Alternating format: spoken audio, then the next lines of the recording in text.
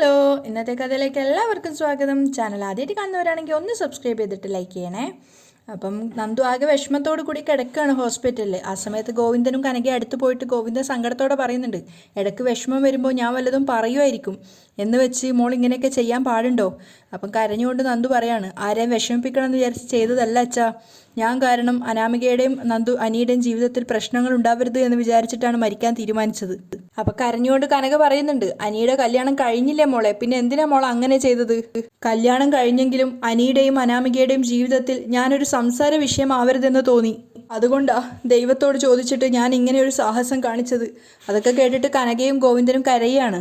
അപ്പൊ കനക ചോദിക്കുന്നുണ്ട്, ഞങ്ങൾക്കൊപ്പം വന്നിട്ട് മോൾ എപ്പോഴാണ് അവിടുന്ന് പോയത്? പയ്യനെ സ്വീകരിക്കുന്ന ചടങ്ങിനിടയിൽ, ആ തിരക്കിനിടയിൽ ഞാൻ നമ്മുടെ കുടുംബക്ഷേത്രത്തിലേക്ക് പോവുകയായിരുന്നു. അവിടെ ചെന്ന് ദൈവങ്ങളെ കണ്ടിട്ടാണ് പുഴക്കരയിലേക്ക് പോയത്. അപ്പം ഗോവിന്ദ സങ്കടത്തോടെ പറയാണ്, മോളെ, ജീവിച്ചിരിക്കുന്ന അച്ഛനമ്മമാർക്ക് മക്കളുടെ കർമ്മങ്ങൾ ചെയ്യേണ്ടി വരുന്നത് സഹിക്കാൻ പറ്റുന്ന കാര്യമല്ല. അതിനുള്ള അവസരം മോളായിട്ടുണ്ടാക്കരുത്. അപ്പം കനക പറയുന്നുണ്ട്, ഗോവിന്ദേട്ടാ, ഇനി മോളോട് ഇങ്ങനെയൊന്നും സംസാരിക്കണ്ട. അപ്പം അയാൾ പറയുന്നുണ്ട്, ഞാനതിന് വഴക്കല്ലല്ലോ പറഞ്ഞത്, നമ്മുടെ ഗതികേടല്ലേ. അതെ, ഇവിടെ ഇപ്പോൾ ആദർശ് മോൻ്റെ മുത്തശ്ശനോട് പോലും മോൾ ആത്മഹത്യക്ക് ശ്രമിച്ച വിവരമൊന്നും പറഞ്ഞിട്ടില്ല. അങ്ങനെ പറയേണ്ടെന്ന് ആദർശും നയനയും പറഞ്ഞിട്ടില്ലേ? നാളെ മറ്റൊരു കുടുംബത്തിലേക്ക് പോവേണ്ടതാ മോള്. അങ്ങനെയുള്ളപ്പോൾ അവിടെ ഇങ്ങനെയൊരു കാര്യം പറയാൻ പറ്റില്ല. നന്ദു തിരിച്ചൊന്നും പറയാതെ കരഞ്ഞുകൊണ്ട് കിടക്കുകയാണ്. അപ്പം കനക പറയുന്നുണ്ട്, പിന്നെ ആദർശ് മോന് സ്വാധീനമുള്ള ഹോസ്പിറ്റൽ ആയതുകൊണ്ട് കേസൊന്നും ആക്കിയിട്ടില്ല. നന്ദു അച്ഛനോട് ചോദിക്കുന്നുണ്ട്, കല്യാണം കഴിഞ്ഞ ശേഷമാണോ അച്ഛനും അമ്മയും ഇങ്ങോട്ടേക്ക് വന്നത്? ആ, താലികെട്ട് കഴിഞ്ഞ ശേഷമാണ് ഞങ്ങൾ ഈ സംഭവം അറിഞ്ഞത്. താലികെട്ട് കഴിഞ്ഞപ്പോൾ രാകേഷാ നയനമോളോട് ഈ കാര്യം പറഞ്ഞത്. അപ്പോൾ തന്നെ ആരോടും ഒന്നും പറയാതെ അവരിങ്ങോട്ടേക്ക് പുറപ്പെട്ടു. പിന്നെ മോക്ക് കുഴപ്പമൊന്നുമില്ലെന്ന് അറിഞ്ഞ ശേഷമാണ് അവർ രണ്ടുപേരും കല്യാണ മണ്ഡപത്തിലേക്ക് വന്നത്. അതിനുശേഷമാണ് ഞങ്ങൾ ഈ വിവരം അറിയുന്നത്. അപ്പോൾ ഗോവിന്ദൻ പറയുന്നുണ്ട്, കല്യാണ സമയത്ത് മോളും നയനമോളും ആദർശമോനും മാറി നിന്നെന്ന് പറഞ്ഞ് അവിടെ നയനമോളെ എല്ലാവരും കുറ്റപ്പെടുത്തുന്നുണ്ടായിരുന്നു. അറിയാലോ മോളുടെ ചേച്ചിമാരുടെ അമ്മായിയമ്മമാരുടെ സ്വഭാവം. എന്തെങ്കിലും കാരണം കിട്ടിയാൽ അവരെ കുറ്റപ്പെടുത്താൻ വേണ്ടി നടക്കുകയാ.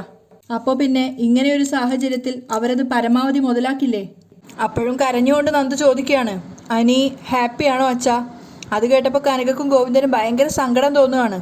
അപ്പോൾ കനക പറയുന്നുണ്ട്, അനിക്ക് കുഴപ്പമൊന്നുമില്ല മോളെ, അനി നല്ല പയ്യനാ, അതുകൊണ്ട് ഇനി അവന് വിഷമമൊന്നും ഇല്ലാതിരുന്നാൽ മതിയായിരുന്നു.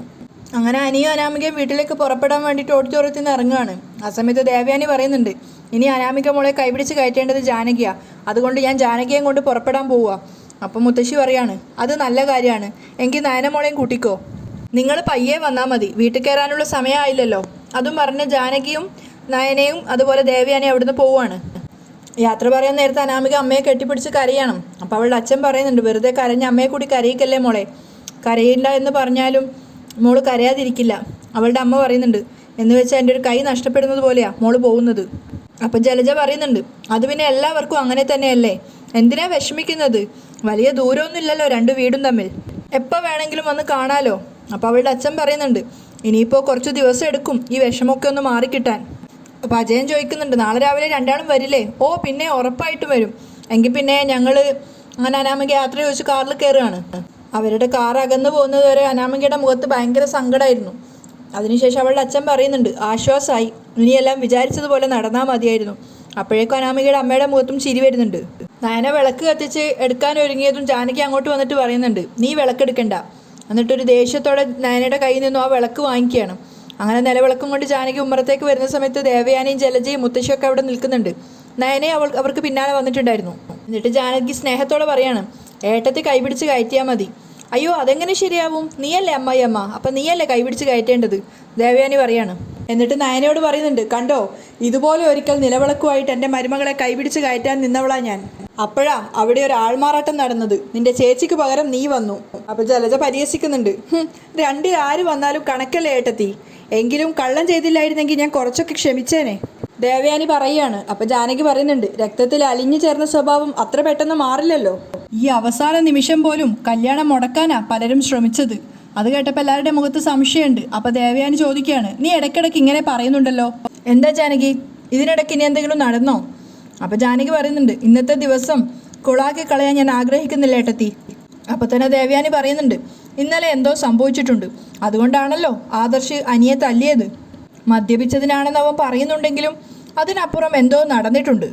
അപ്പോഴേക്കും അനാമിക സഞ്ചരിച്ച കാർ അവിടത്തേക്ക് വരുന്നുണ്ടായിരുന്നു. ആ, അവർ വന്നു.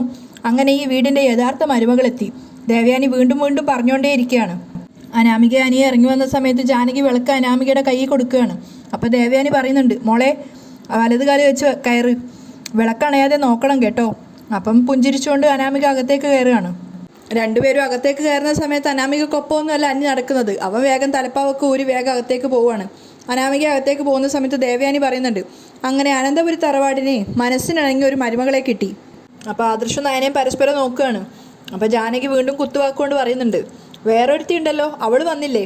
അപ്പോൾ ജലജ പറയാണ്, അവൾക്ക് ഇങ്ങോട്ടേക്ക് വരാനൊരുങ്ങിയപ്പോൾ ഒരു വയറുവേദന, അവളും അബിയും ഹോസ്പിറ്റലിൽ പോയിരിക്കുക. അപ്പോൾ ദേവയാനി പറയുന്നുണ്ട്, ഇനിയിപ്പോൾ എല്ലാവർക്കും വയറുവേദനയും നെഞ്ചുവേദനയും ഒക്കെ കൂടും. അപ്പോൾ മുത്തശ്ശി പറയുന്നുണ്ട്, ദേ ഒരു പെൺകൊച്ച് ഇങ്ങോട്ടേക്ക് വലതുകാലം എടുത്തു വെച്ച് വന്നിരിക്കുക. ആ സമയത്ത് ആരുടെ ഭാഗത്ത് നിന്നും ഇതുപോലുള്ള വില കുറഞ്ഞ സംസാരമൊന്നും ഉണ്ടാവരുത്. ഇവൻ്റെ മുത്തശ്ശൻ ഹോസ്പിറ്റലിലാണെന്ന് കരുതി നാഥനില്ലാത്ത വീടാണെന്ന് ആരും ചിന്തിക്കണ്ട. അപ്പോൾ ദേവയാനി പറയാണ്, അതിന് വേണ്ടാത്തൊന്നും ആരും പറഞ്ഞില്ലല്ലോ അമ്മേ. ആ കൊച്ചി ഈ വീട്ടിനകത്തേക്ക് കയറിയപ്പോൾ തന്നെ ആകെ മൊത്തം ഒരു തെളിച്ചം വന്ന പോലെ. ജലജയെ സപ്പോർട്ട് ചെയ്യുന്നുണ്ട്. അതെ അതെ, നേരത്തെ ചിലരൊക്കെ വന്നപ്പോൾ ഇരുട്ടായിരുന്നു, പകലും രാത്രിയും പോലെയായിരുന്നു. അപ്പോൾ മുത്തശ്ശി ദേഷ്യത്തോടെ പറയാണ്, ഒന്ന് നിർത്ത്. അപ്പോൾ ജാനകി പറയുന്നുണ്ട്, ജലജയും ഏട്ടത്തെയും പറയുന്നതിൽ കാര്യമുണ്ടമ്മേ. അതുപോലെ ഇവിടെ ഓരോന്ന് സംഭവിക്കുന്നത്, അതും സംഭവിക്കാൻ പാടില്ലാത്തതൊക്കെ. അപ്പം ദേവയാനി സംശയത്തോടെ ജാനകിയെ നോക്കുകയാണ്. അപ്പം മുത്തശ്ശി ചോദിക്കുന്നുണ്ട്, അതെന്താ ജാനകി നീ അങ്ങനെ പറയുന്നേ? അപ്പോൾ ജലജ പറയാണ്, ദേ ഇവൾ കുറച്ച് ദിവസം മുൻപ് വരെ ഈ നിൽക്കുന്നവളെ സപ്പോർട്ട് ചെയ്തവളാ. അങ്ങനെയുള്ള ഇവൾ മാറണമെങ്കിൽ അതിന് വ്യക്തമായ കാരണം ഉണ്ടാവും. അത്രമാത്രം അമ്മ മനസ്സിലാക്കിയാൽ മതി. അപ്പോൾ ആദർശ് പറയുന്നുണ്ട്, അതിന് പ്രത്യേകിച്ച് ഒന്നും ഇവിടെ സംഭവിച്ചിട്ടില്ല. ഏട്ടത്തി ദേ സപ്പോർട്ട് തുടങ്ങി, ഭാര്യ സപ്പോർട്ട്. അപ്പം ദേവയാനി പറയാണ്, അത് ഈയിടെയായിട്ട് കുറച്ച് കൂടുന്നുണ്ട്. അപ്പോൾ ആദർശ് പറയുന്നുണ്ട്, മുത്തശ്ശന് വയ്യ, പക്ഷേ ICUയിൽ കയറുന്ന നേരത്ത് പോലും മുത്തശ്ശൻ സംസാരിച്ചത് നയനയെക്കുറിച്ചാ. അതെന്താണെന്ന് ഞാനിപ്പോൾ പറയുന്നില്ല. അപ്പോൾ ജയൻ പറയുന്നുണ്ട്, അതെന്താടാ മോനെ നീ ഇപ്പോൾ പറയാത്തത്? ഭാവിയിൽ നിനക്കൊപ്പം അനന്തപുരി തറവാട് നയിക്കേണ്ടത് നയനമോളാണെന്നാണ് അച്ഛൻ പറഞ്ഞത്. അത് കേട്ടതും ദേവയാനിയുടെയും ജാനകിയുടെയും ജലജയുടെ ഒക്കെ മുഖം വാടുകയാണ്. അപ്പം ജയൻ പറയുന്നുണ്ട്, അച്ഛൻ പറയുന്നത് ഈ വീട്ടിലുള്ള ആണുങ്ങളെല്ലാം അക്ഷരം പ്രതി അനുസരിക്കുന്നതാ. അപ്പോൾ ദേവയാനി പറയാണ്, ഓ അങ്ങനെയാണെങ്കിൽ അങ്ങനെ ഒരു സാഹചര്യം വരുമ്പോൾ ഞങ്ങളെല്ലാവരും ഇറങ്ങിത്തരാം. അപ്പോൾ ജയനും പറയുന്നുണ്ട്, വീട്ടിൽ ആരാണോ കലഹം ഉണ്ടാക്കുന്നത് അവർ മാറി നിൽക്കുന്നതാണ് നല്ലത്. ദൈവത്തിന് നിരക്കാത്ത ഒരു പ്രവൃത്തിയും ഈ കുടുംബത്തിൽ നടക്കില്ല. ജയൻ തീർത്തു പറയാണ്. അപ്പോൾ ദേവയാനി ആദർശനോട് ചോദിക്കുന്നുണ്ട്, നിനക്കും ഇതേ അഭിപ്രായം തന്നെയാണോടാ? അമ്മയെ തള്ളിക്കളഞ്ഞിട്ട് ഭാര്യയെ സ്നേഹിക്കണം എന്നൊരു അഭിപ്രായം എനിക്കില്ല. പക്ഷേ അമ്മയ്ക്കൊപ്പം തന്നെ ഒരാണിൻ്റെ ജീവിതത്തിൽ ഭാര്യയ്ക്കും സ്ഥാനമുണ്ട്. അത് അമ്മമാർ തിരിച്ചറിയണം. എല്ലാവരും ദേഷ്യത്തോടെ അകത്തേക്ക് കയറി പോരുവാണ്. ആ സമയത്ത് ജലജ ദേവയാനിയോട് പറയുന്നുണ്ട്, ഏട്ടത്തി പുതുപ്പെണ്ണ് വരുന്നതറിഞ്ഞിട്ടേ മരുമോള് നന്നായിട്ട് മോൻ ഇഞ്ചക്ഷൻ കൊടുത്തിട്ടുണ്ട്. ദേവയാനിയുടെ മനസ്സൊന്ന് ചൂട് പിടിപ്പിച്ചപ്പോൾ ജലജയ്ക്ക് സമാധാനമായി. പൂജാമുറിയിൽ നിലവിളക്ക് കൊണ്ടുവച്ചിട്ട് അനിയും അനാമികയും പ്രാർത്ഥിക്കുകയാണ്. ആ സമയത്ത് അനാമിക വിചാരിക്കുന്നുണ്ട്, ഞാൻ ഈ വീടിൻ്റെ മരുമകളായി ദൈവമേ, ഇനി എൻ്റെ അച്ഛൻ്റെ കടങ്ങളെല്ലാം വീട്ടാൻ എന്നെ സഹായിക്കണേ. പ്രാർത്ഥിച്ചു കഴിഞ്ഞപ്പോൾ അനാമികയുടെ ഒന്നും മിണ്ടാതെ അനിയ മുറിയിൽ നിന്ന് ഇറങ്ങിപ്പോരുവാണ്. ആ സമയത്ത് അനാമികയും പിന്നാലെ തന്നെ പോരുന്നുണ്ട്. അങ്ങനെ അവർക്ക് രണ്ടുപേർക്കുള്ള പാല് തിളപ്പിക്കുകയാണ് നയന. അങ്ങോട്ടേക്ക് ജാനകി വരുന്നുണ്ട്. എന്നിട്ട് ദേഷ്യത്തോടെ നയനയോട് പറയാണ്, അതെ ഞാനിതെല്ലാം ചെയ്തോളാം, എൻ്റെ മരുമകൾക്ക് പാലും പഴവും ഒക്കെ ഞാൻ കൊടുത്തോളാം, നീ ഇതൊന്നും ചെയ്യേണ്ടതില്ല. അപ്പം നയന പറയാണ്, എളേമ ഇത് നേരത്തെ പറഞ്ഞിരുന്നെങ്കിൽ ഞാൻ ചെയ്യത്തില്ലായിരുന്നല്ലോ. അപ്പം ജാനകി പുച്ഛിക്കുകയാണ്, നീയൊക്കെ ഇതിനകത്ത് എന്തൊക്കെ കൃത്രിമം കാണിക്കുമെന്ന് പറയാൻ പറ്റില്ല. അപ്പം നയന പറയാണ്, ഇവിടെ അങ്ങനെയൊക്കെ കാണിക്കുന്നവരുണ്ട്, അവരെ തിരിച്ചറിയാൻ ശ്രമിക്കണം. നീ കൂടുതലൊന്നും പറയണ്ട, എനിക്ക് നിന്നെ അടിമുടി മനസ്സിലായി കഴിഞ്ഞു. ജാനകി വെറുപ്പോടെയാണ് സംസാരിക്കുന്നത്. അപ്പം നയന പറയുന്നുണ്ട്, ഒന്നും മനസ്സിലായിട്ടില്ല. അങ്ങനെ മനസ്സിലായിരുന്നെങ്കിൽ ഇങ്ങനെയൊന്നും സംസാരിക്കില്ലായിരുന്നു. ഞാൻ സ്വാർത്ഥതയുള്ളവളായിരുന്നെങ്കിൽ, വിഷം ഉള്ളിൽ വെച്ച് നടക്കുന്നവളായിരുന്നെങ്കിൽ ഇന്ന് ഈ കല്യാണം നടക്കില്ലായിരുന്നു. അത് ഇളയമയൊന്ന് മനസ്സിൽ വെച്ചോ. നയന അവിടുന്ന് ഇറങ്ങി പോവുകയാണ്. അനാമികയും അനിയും ഹാളിലിരിക്കുകയാണ്. ആ സമയത്ത് എല്ലാവരും അവർക്ക് ചുറ്റുമുണ്ട്. അപ്പം ദേവയാനി സ്നേഹത്തോട് ചോദിക്കുകയാണ്, മോള് ഒറ്റ മോളായതുകൊണ്ട് അച്ഛനും അമ്മയ്ക്കും മോളെ വിട്ടുപിരിയാൻ ഭയങ്കര വിഷമായിരിക്കും അല്ലേ മോളെ? അതുകൊണ്ട് വിരുന്നിന് പോകുമ്പോൾ കുറച്ച് ദിവസം അനിക്കൊപ്പം മോൾ അവിടെ നിന്നോ? അപ്പം മുത്തശ്ശിയും പറയുന്നുണ്ട്, മോൾ ഇങ്ങോട്ടേക്ക് പോന്നപ്പോൾ അമ്മ മാത്രമല്ല അച്ഛനും കരഞ്ഞു. ആ സമയത്ത് ജലജ ചിന്തിക്കുന്നുണ്ട്, ഇവളെ എല്ലാവരും തലയെ കയറ്റി വെക്കുന്നാ തോന്നുന്നത്. അപ്പോൾ ദേവയാനി അനാമികയുടെ മുഖത്ത് കവിളിൽ പിടിച്ചുകൊണ്ട് പറയാണ്, ഇതേ കണ്ടില്ലേ മോളുടെ സങ്കടം? അങ്ങനെയാണ് പെൺകുട്ടികൾ വേണ്ടത്. അവരെ കെട്ടിച്ചു വിടുമ്പോൾ അച്ഛനമ്മമാർക്ക് അവരെക്കാളും സങ്കടം ഉണ്ടാവും. അതുപോലെ തന്നെ അവരെ വിട്ടുപിരിയുന്ന വേദന മക്കൾക്കും ഉണ്ടാവും. ഇവിടെ ചിലരൊക്കെ പുറമേ സങ്കടം കാണിച്ചിട്ട് ഉള്ളിൽ സന്തോഷിക്കുകയായിരുന്നു. അപ്പം ജലജ പരിഹസിക്കുകയാണ്, അതെ അതെ, ആ സമയത്ത് കല്യാണത്തിൻ്റെ പക്കാമേളത്തെക്കാളും വലിയ താളമേളമായിരുന്നു ഇവളുടെ വീട്ടുകാരുടെയും മനസ്സിൽ. അവസാനം ആദർശ് ഗത്യന്തരില്ലാതെ പറയാണ്, ഇതൊക്കെ ഒന്ന് നിർത്തിക്കൂടെ? എൻ്റെ ഭാര്യ സ്വന്തം ഇഷ്ടപ്രകാരമല്ല ഈ വീട്ടിലേക്ക് വന്നത്. നവ്യയുടെ കാര്യം എനിക്കറിയില്ല, അതൊക്കെ ഇവിടെ എല്ലാവർക്കും അറിയാവുന്നതല്ലേ. അപ്പം ദേവയാനി പറയുന്നുണ്ട്, നീയേ നിന്റെ ഭാര്യയെ കൂടുതൽ സപ്പോർട്ട് ചെയ്യണ്ട. അന്ന് നടന്നത് വഞ്ചനയാ, കൊടും വഞ്ചന. അപ്പം മുത്തശ്ശി പറയാണ്, ആ ചതിയും വഞ്ചനയും കൊണ്ട് ഈ കുടുംബത്തിൽ ഒരു വിഷമവും ഉണ്ടായിട്ടില്ല. നയനമോൾ ഈ വീട്ടിലെ വിളക്ക, ഐശ്വര്യ. അത് കേട്ടപ്പോൾ അനി പുഞ്ചിരിക്കുകയാണ്. കാരണം അവൻ അത്രത്തോളം നയനയെ ഇഷ്ടമായിരുന്നു.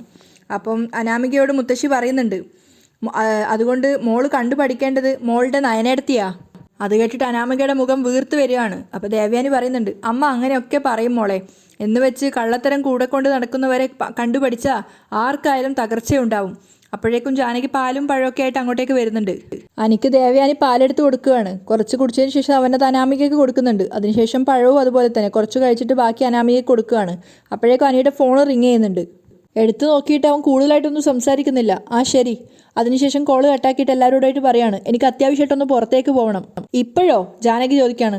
അമ്മേ, ഞാൻ ഉടനെ ഇങ്ങ് എത്താം. എൻ്റെ കുറച്ച് ഫ്രണ്ട്സ് വന്നിട്ടുണ്ടായിരുന്നു. അവർ ഹോട്ടലിൽ വെയിറ്റ് ചെയ്യുക. അവരെ പറഞ്ഞയച്ചിട്ട് പെട്ടെന്ന് ഇങ്ങ് വരാം. അപ്പം ജാനകി പറയുന്നുണ്ട്, ദേ പോകുന്നുണ്ടെങ്കിൽ ആദർശനെയും കൂട്ടി പോയാൽ മതി, നീ ഒറ്റയ്ക്ക് പോവണ്ട. എൻ്റെ അമ്മ, ഞാനെന്താ കൊച്ചുകുട്ടിയാണോ? എന്തിനാ വെറുതെ ഏട്ടനെ ബുദ്ധിമുട്ടിക്കുന്നേ? അതെ അതെ, ഇവനിപ്പോൾ കൊച്ചുകുട്ടിയല്ല, ഒരു ഭർത്താവാ, മുത്തശ്ശിയും പറയുന്നുണ്ട്. അപ്പം ദേവയാനി പറയാണ്, ഓ ഒരു ഭർത്താവ്, ഒരു പക്വതയും ഇല്ല. ഇനി മോള് വേണം ഇവനെ മാറ്റിയെടുക്കാൻ. അനാമികയോട് ചേർത്ത് നിർന്ന് സ്നേഹത്തോടെ പറയാണ് ദേവയാനി. അപ്പോൾ അനി ദേഷ്യത്തോടെ പറയുന്നുണ്ട്, ഞാനെന്നാ ഇപ്പോൾ വരാം.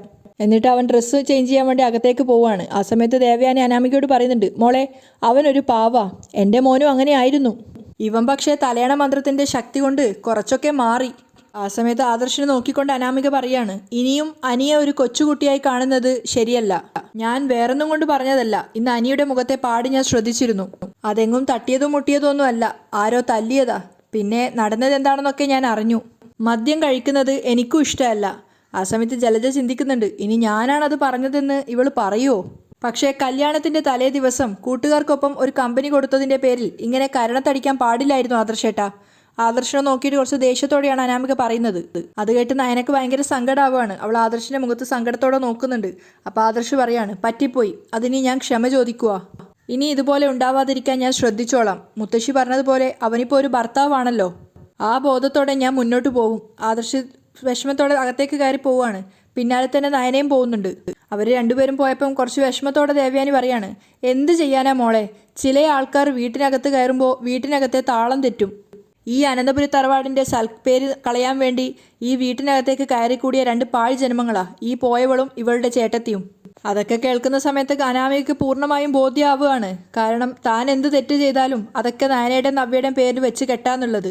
കാരണം അത്രയേറെ തന്നെയാണ് ഇവർ സ്നേഹിക്കുന്നതെന്നും തന്നെ സ്നേഹിക്കുന്നതിനേക്കാളും കൂടുതൽ നയനയെ നവ്യയാണ് ഇവർ വെറുക്കുന്നതും എന്നുള്ളതും സത്യ അനാമിക മനസ്സിലാക്കുന്നുണ്ട്.